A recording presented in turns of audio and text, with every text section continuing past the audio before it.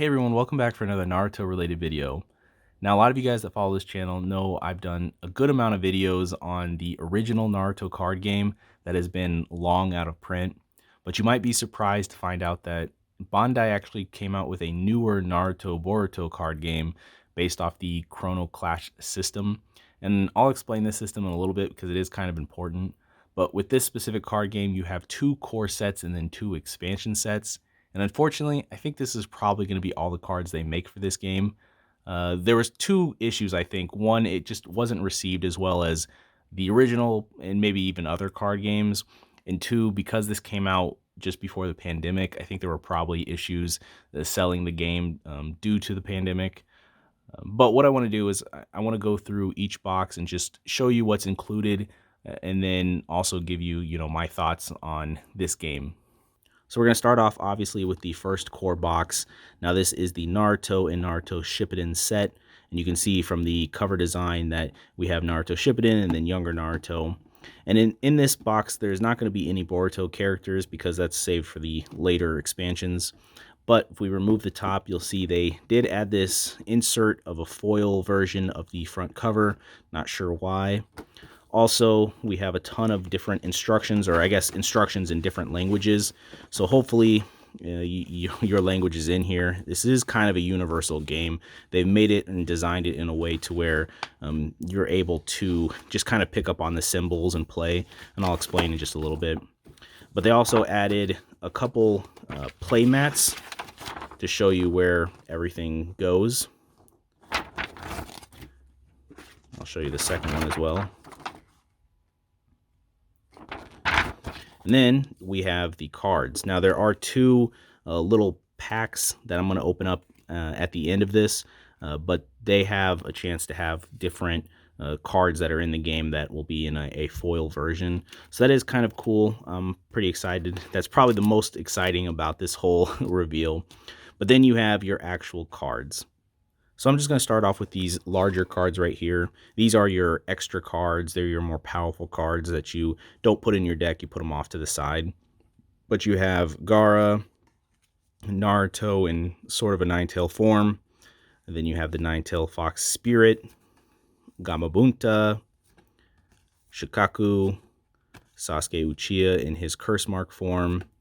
And then Nine-Tails Cloak Four-Tail, Garuda, and Katsuyu, Sasori, Deidara, Manda, and back to Gaara. So those are the larger extra deck cards. Then I'll show you each specific deck that they have. And they give you this little tracker, again, with the Chrono Clash system.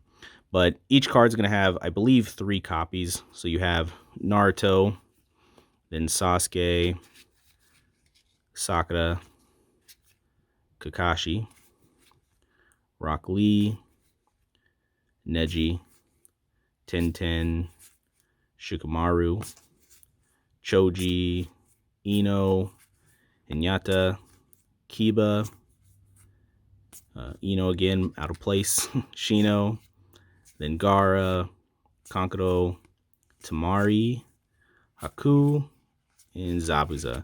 So basically all of the main characters in the beginning of Naruto.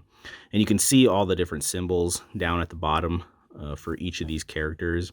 And that's why this game is interesting, because after a few plays, you can really, you'll get to memorize what each symbol does, so it makes for quick play, and you don't have to sit there and read all this text and remember, oh, this card does this or this card does that. And that's one of the pros for this card game. But I still think there's a good amount of negatives, but we'll get into that a little bit later. So that's the Naruto deck for this core box. And then you have the Shippuden deck, which is also going to have Naruto, Sasuke, Sakura, Sai, Gaara, Yamato, Might Guy, Tsunade, Granny Chio, Kabuto, Orochimaru, Deidara, Hiruko, Haiden, Kisame, Kakuzo, Zetsu, and Toby. And you can see that there are different colors. So you have a red, you have purple, then I think you have green and blue. Green, blue. And basically when you're making a deck, you can only have 2 of each color. So it kind of limits you on what you can do. But that's the basics of what's included in each set. So I have these 2 now, and I'm going to save these actually for the second core set, and then I'll open all 4 of them at once. So let's move on to that next set. So real quick, I just want to explain how the Chrono Clash system works. You can see down at the bottom of the playmat, there's this counter that goes from 0 to 10 for both sides or for both players. And you just grab some sort of a marker, coin or something, and place it at 0. And when you're playing the game, when you play different characters, each character has a cost. And that cost is going to move it towards your opponent. And so the beauty of this game is that you can actually play really high cost cards right off the bat. You don't have to wait till later in the game or, build up to it. You can just do it. The only issue is that it's going to move this marker over to your opponent's side. And once it reaches or once it hits 1, it's their turn. You can't do anything else. So if you play a really high cost card like that, then they have a chance to come back and play maybe a couple lower cost cards. So they could play 10-10 and Sakura, and that would move this back, to 4. And they can keep going until, theirs reaches back over to your side. And once it's back to your side, then it goes back to your turn. And of course, this is a little bit changed when it comes to the different abilities each card has. But that's basically how the Chrono Clash system works. And I really like that design. There's another card game that I play, the World War II cards game on Steam. And for that game, you have a credit count. You start at 1 and you have to go all the way up until you reach the max, which is 12. So some of your, really good cards you can't play until the late stages of the game. And that's something you don't have an issue with this specific card system. And I like that. I think that's one of the positives about this specific card game. So here we have the second core set. This is the Naruto Shippuden and Boruto set. Obviously, you can see Boruto and Naruto on the cover design. Again, if we take this off, you're going to see that there is a inserted foil cardboard sheet, and then more of the different language instructions. You also have 2 of the same playmats that you saw in the original one, and then we have all of the cards. And for this one, I haven't taken the cards out of the package, so I'm going to cut away real quick and get those separated. So here we have everything included in the second core box. Again, we have 2 tournament packs that are going to have a foil card, and we will open up all of these at the end. Then for the extra big cards, we have Choji Akamichi, Gamakichi, Sasuke Susanoo, Itachi Susanoo, 8 Branches Jutsu, the Geto statue, Gamagoro, Garaga, Sasuke Susanoo, again, Kurama Link Mode, Momoshiki's Monster, and then Majestic Attire Susanoo. And those are your large cards. Then we have the Naruto Shippuden deck, which is going to be Sugetsu, Shino, Hugo, Ino, Kiba, Sasuke, Shikamaru, Karen, Hinata, Rock Lee, Conan, Tenten, Sakura, Jiraiya, Naruto, Pain, Itachi, and Neji, and then your little tracker at the end. And for the Boruto card deck, you're going to have Chocho, Sai, Inojin, Mitsuki, Sadada, Konohamaru, Sasuke, Sakura, Kakashi, Shikadai, Kinishiki, Shikamaru, Naruto, Shino again, Momoshiki, Boruto, Team 7, Sakura and Sadara, and then your tracker.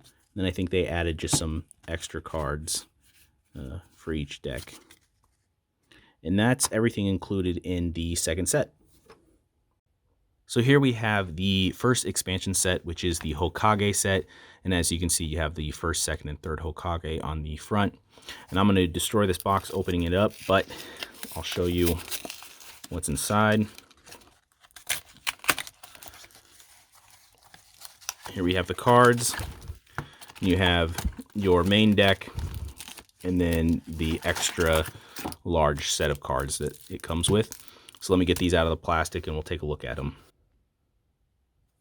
We got the cards unwrapped. Let's start off with the extra deck, starting with Hashirama Senju, the first Hokage, Tobirama, the second Hokage, Hiruzen Sarutobi, the third Hokage, Minato and Naruto, the fourth Hokage, Kakashi, the sixth, and then Naruto, the seventh. No Tsunade, which is a little weird. We'll move on to the actual deck. You have Shizune, Jiruku, Asuma, Izumo, Genma. There's Lady Tsunade. The second Hokage, first Hokage. Then you have multi-shadow clone jutsu, Konohamaru, Iruka, Kotetsu, Kakashi, Choza, Shikaku, Inoichi, Hiruzen Sarutobi again, and Minato. And then your tracker. Now finally, for the last expansion, we have the Master and Pupil set, which you can see Jiraiya and Naruto on the cover. And I will open up this real quick and get all of the cards out. And for the Master Pupil set, the extra cards, you're going to have Kabuto, Orochimaru, Kimimaru, Sasuke Uchiha, Jiraiya, and Naruto Uzumaki. And then for the deck, it's going to include Tayuya, Mitsuki, Kirimaru, Sakon, Orochimaru, Jirobo, Hiruzen Sarutobi, Kimimaru, Sasuke Cursemark, Rin, Boruto, Kakashi, Sada, Minato, Anko, Naruto, Jiraiya, and Sage Art, Bath of Boiling Oil, and then your turn marker. So real quick, before I open up the tournament packs, I just wanted to talk about the different types of cards in this game. You have your battler cards, your action cards, and then your extra deck, more powerful cards. And I don't have any issues with these. Where my issue lies is with the action cards. And I'll kind of explain. The difference between an action card and a battler card is the strength. You can see there's the strength down there. And basically these, you can stay in the game until they're, attacked and destroyed, versus action cards where they're just one-shot cards that you once you play it, you discard it. And where I feel like they went wrong is that the action cards are mostly character cards. So you have Shikamaru, you have Sakura and Hinata. And so you feel like you're just playing a character and then they're getting discarded. Where, in the later expansions, they actually make the action cards jutsu cards, which I think is what they should have done the whole time. You have multi-shadow clone and Bath of Boiling Oil. And that just makes the game, I feel, a little bit more fluid. It makes it feel a little bit cooler because you're playing your characters, but then you can play, one-shot action cards that are jutsu cards. And that, in my opinion, just seems better, seems right. You have your old Naruto card game where you would build your team and then you had all your jutsus that you had to have the chakra for, but you had to have the, correct character to play the jutsu card, and it just felt better. Whereas this, you feel like the different characters you're just kind of throwing away. And it's, probably not the biggest complaint, but I think that's something that they could have done differently that would have helped the game a little bit more. So now for the part that everybody was actually probably waiting for, the tournament packs. So I will open up these tournament packs. Hopefully it's not going to be a big pain. We'll see. And reveal whatever card is inside. So for the first one, we have a foil Itachi Uchiha. Pretty cool. And I don't know if there's any rates on this or what it is. I just know that they're cards that are in the game already, but just a foil version of them. The second one, we have Lady Tsunade. For the third, let's see if I get this open. We have Gaara. That's pretty cool. And finally, the last one.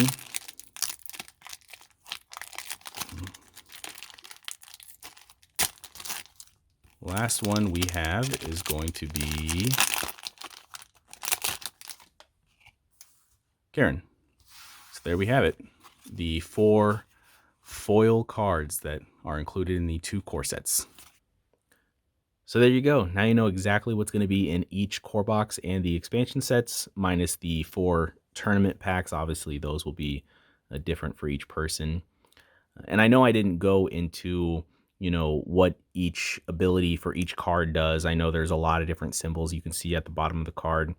If you want another video of the actual gameplay, a little bit more in depth, just let me know and I can come out with something like that. Otherwise, there are plenty of other YouTube videos that explore the actual gameplay. That is a pro, though, I think, of this card game, is the symbols. It does make it easy. It takes a few playthroughs, but once you've played a little bit, you'll pick up on what each symbol means. So you could just lay the card down and know what's happening. You don't have to sit there and read the text and try to remember, or your opponent, they can look over and see what the symbols are, and they automatically will know too. They don't have to read either. And then of course, they come with a little cheat sheet. So if you do forget, you can just look real quick and look at the little card and it'll tell you what it does. And so I think that is a positive to this game. Now, another big thing to note about the Chrono Clash system is that the creator actually made other animes or other genres for this card game. I know there's a Godzilla and a My Hero Academia version of this card game based off the Chrono Clash system. So that's also pretty cool, because if you have those cards, then you can, you could do a crossover and have Naruto's universe fighting the My Hero Academia universe, and it perfectly works together because all the symbols for the cards are the same. It's the same system, and that is also a really cool positive. But the problem is, I think, because of the game not doing too well and different issues, I think some of those, like the My Hero Academia was only sold in Japan and never made a US release or something. I just think there was issues with it.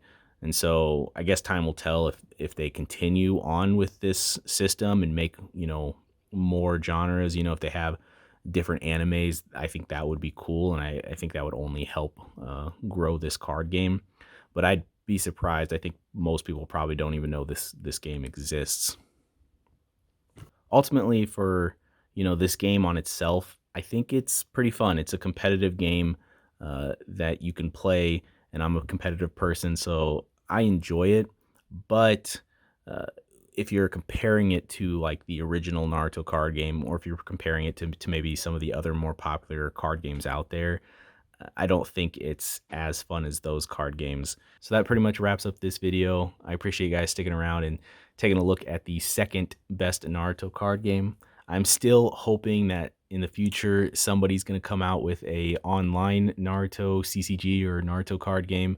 That's kind of my dream. I love the Naruto universe and I love kind of card games. So both of those being online would be amazing. And I think it wouldn't be too hard of a thing to do. So I'm just hoping that that happens in the future. Thank you guys for watching. Like always, stay safe, and I'll see you on the next one.